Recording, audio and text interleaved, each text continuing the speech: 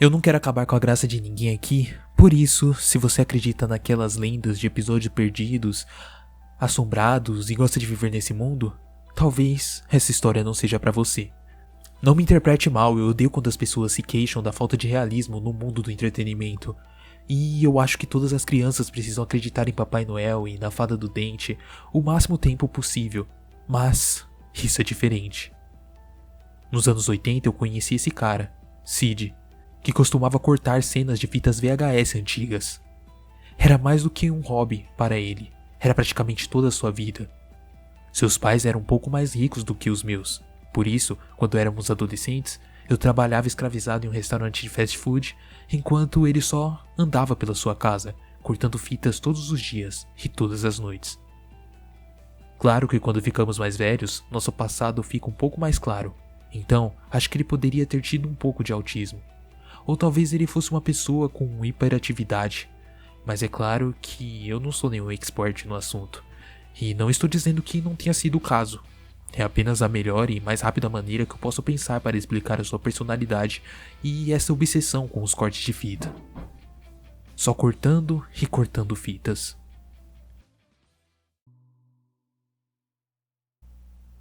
Tudo começou quando ele viu um filme chamado Meu Melhor Companheiro. Por alguma razão, seus pais o deixaram assistir aquela merda. Se você não estiver familiarizado com esse filme, é o conto de um menino e o seu cão. Espero não ter que dar spoilers de um filme tão velho, mas no final, o menino tem que atirar no seu próprio cachorro, que acabou pegando raiva. Sid não gostou disso. Seu pai fotografava e gravava casamentos, então ele mostrou a Sid como operar algumas das máquinas de filmagem. E Sid cortou o final, substituindo-o por uma cena anterior, mais feliz, como se o meu melhor companheiro, de repente, tivesse ficado melhor. Ele assistia a fita obsessivamente. Depois disso, quando eu o conheci em sua adolescência, ele me fez assistir uma vez para mostrar como ele o consertou. E eu pude realmente imaginá-lo como um menino, quando ele começou a aplaudir e torcer pelo seu próprio final. Não quero dizer que eu era uma má influência, mas depois que eu assisti, perguntei se ele poderia fazer isso com outros filmes. Meu maior interesse era talvez pegar um filme ou dois e colocar alguns quadros de nudez que as atrizes realmente não haviam feito. Mas não se preocupe, eu nunca tive coragem de perguntar se ele realmente o faria. Eu só imaginava o quão seria legal, várias vezes. Sid me disse que sim, ele podia consertar qualquer filme que quisesse. Na verdade, ele tinha feito isso com alguns outros. Ele tinha cópia do filme Caça-Fantasmas, e eu não estou zoando, cada fantasma tinha sido completamente removido. A história não fazia sentido, não havia continuidade, mas ele conseguiu fazer isso, e eu fiquei bastante impressionado.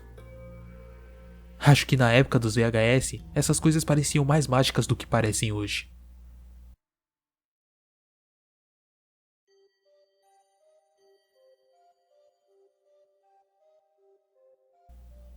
Conforme o tempo passou, eu fui encorajando o Sid a editar mais filmes, mas com finalidades diferentes. Ao invés de suavizar todo o material assustador, como ele queria fazer, eu fiz com que ele abrisse sua mente sobre as coisas incríveis que ele poderia fazer.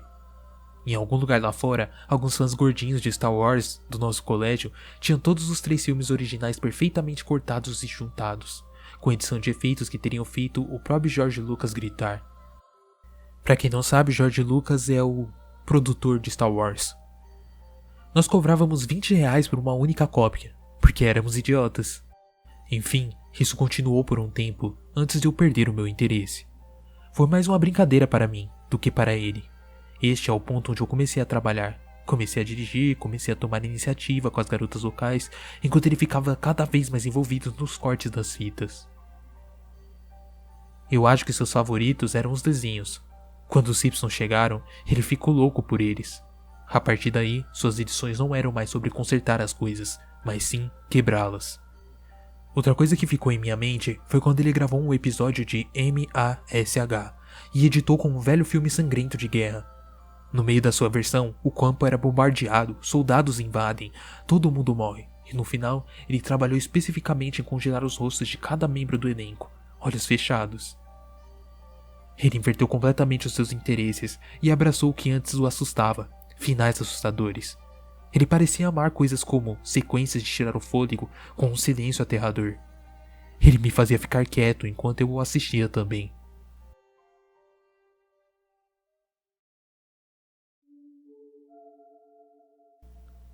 Você pode ter ouvido falar sobre este homem misterioso chamado Banksy, que vai criando grafites interessantes e outras coisas. Em um ponto, ele entrou em uma loja de música e substituiu alguns CDs da Paris Hilton com suas próprias falsificações. Banksy não tinha nada a ver com o Sid. A cada 2 semanas ele me contava sobre algumas lojas ou locadoras de vídeo em que ele conseguiu colocar algumas de suas fitas.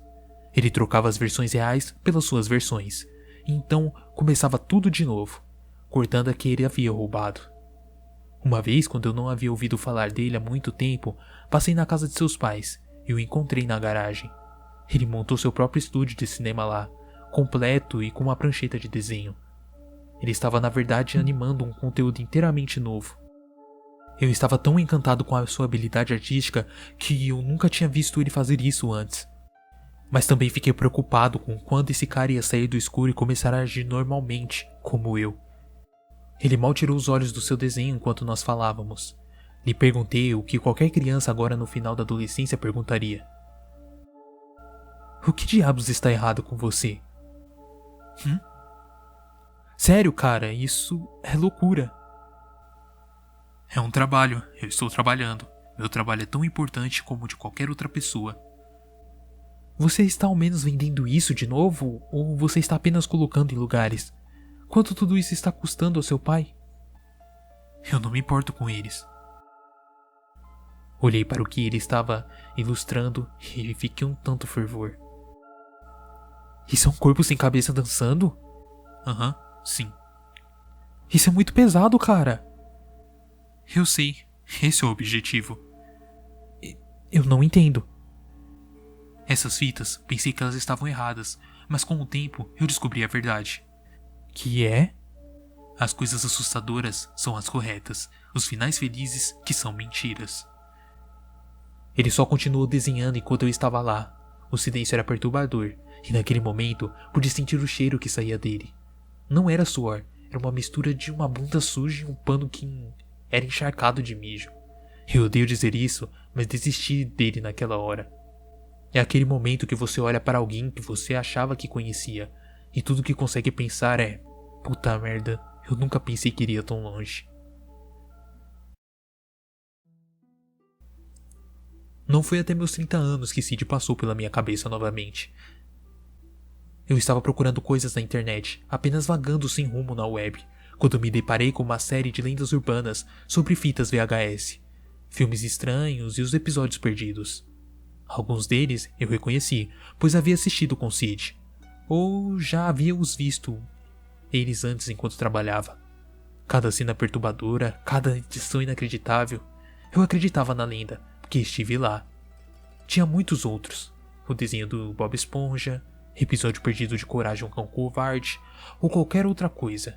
Esses foram lançados muito tempo depois de eu ter me afastado de Sid, mas o estilo era muito familiar.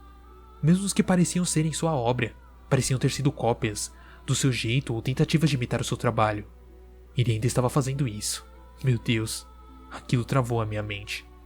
Liguei para o número antigo do Sid, não sabendo ao certo se eu ainda o encontraria lá. Ele tocou por alguns minutos, e eu sabia que a procura seria impossível. Mesmo que ele ainda vivesse com seus pais, não era provável que eles ainda vivessem na mesma casa até agora. Ainda assim, eu decidi ir à sua casa antiga para ver se ele ainda estava naquela garagem, cortando fitas, manipulando-as através do computador ou qualquer coisa que ele estivesse fazendo. Quando passei pela casa, vi que o gramado havia sido coberto por um grande e volumoso mato alto. A fachada em ruína da casa, com a sua pintura descascando ao redor das persianas, faltando telhas e com as sarjetas cheias de lama, me diziam que ninguém vivia lá há muito tempo. Eu vi um bilhete na porta, mas não consegui lê-lo da rua. Talvez fosse algo que eu pudesse usar para localizar Sid e ver se ele já havia procurado ajuda, que agora eu percebi que deveria ter dado a ele. Entrando no caminho, meus faróis iluminaram a porta da garagem. Estava sem janelas e tinha sido vandalizado com pichações de alguns babacas da rua. O bilhete na porta, como era de se esperar, falava de um banco que agora era proprietário do imóvel. Observo que minha invasão foi fortemente desencorajada e que em um determinado momento alguém viria para se certificar do que a casa foi comprometida. O que quer que isso seja. Enquanto eu caminhava de volta para o carro, abalado, algo estava me incomodando.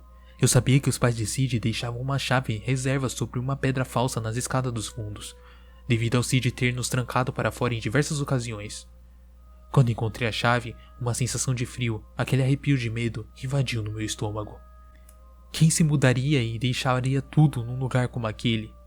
A chave era a coisa mais óbvia, mas mesmo os vasos de flores e decorações de jardim ainda estavam lá. A velha bicicleta enferrujada de Sid estava encostada na casa e tinha criado grossas listras enferrujadas ao longo do revestimento de alumínio. Eu realmente não sei o que esperava encontrar, mas usando a chave, entrei na casa. O cheiro era forte. Não era um cheiro putrido, nada podre ou em decomposição, apenas o cheiro de... Eu não sei se isso fará algum sentido para você, mas... cheiro de eletricidade, como a poeira queimada de uma lâmpada ou o aquecedor exalando o cheiro peculiar de metal aquecido. Essa era a menor das minhas preocupações. No entanto, quando vi que tudo estava exatamente do mesmo jeito, desde a última vez que estivera lá, tudo que a família do Sid tinha parecia congelado no tempo. A mesa da sala de jantar onde nós todos nos sentávamos em muitas ocasiões estava coberta de poeiras e tinha um rato morto em cima, que já havia praticamente virado pó.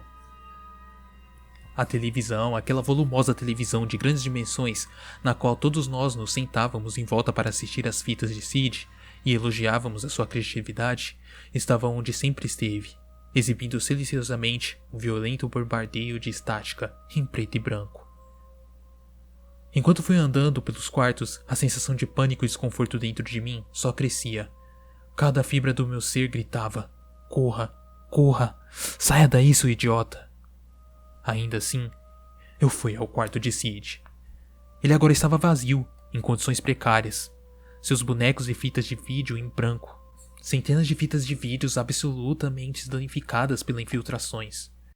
Pensei em chamá-lo ou gritar seu nome, à espera que ele aparecesse como se nada estivesse fora do comum. Bom, então eu fui para o quarto de seus pais. Lá deitados na cama estavam 2 corpos imóveis. Metade havia sido infestado por pó, assim como o rato na sala de jantar. Eu mal podia acreditar no que eu estava vendo com meus próprios olhos. Não apenas os 2 corpos estavam lentamente se dissipando dentro dessa área suburbana, mas como ninguém havia estranhado a ausência deles, ninguém havia descoberto aqui até agora. Minha mente surtou, meu coração disparou. A única coisa que não se moviam eram os meus pés que ficavam colados no local. Pensei que Sid deve ter feito isso. Não havia maneira dos 2 terem apenas se deitado em uma noite e morrido de causas naturais, juntos. Sid tinha dito que não se importava com seus pais, e... quando foi a última vez que eu o havia visto? Deus, eu não havia visto por dia, drogas, talvez semanas, antes da última vez que eu falei com Sid. Quando finalmente saí do quarto, peguei meu celular e comecei a discar o 190. No entanto, assim que eu coloquei no ouvido, um ruído ensurdecedor de interferência quase me fez arremessar o objeto para a sala. Corri para o telefone da cozinha, guichando estática. Tentei o telefone da sala só para ter certeza. Estática.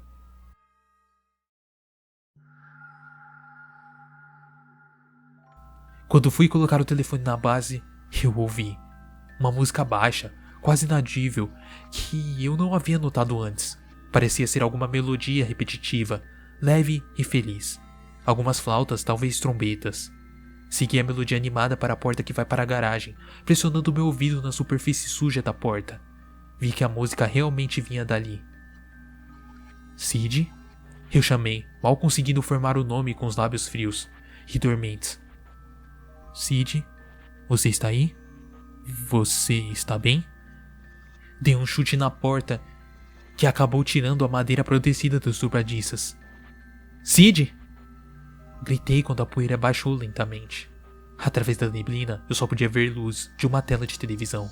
As cores vibrantes, azul, verde, amarelo. Logo eu vi um desenho animado passando na tela. Em seguida, os fios de pratas que vinham do próprio equipamento, até alguma massa escura.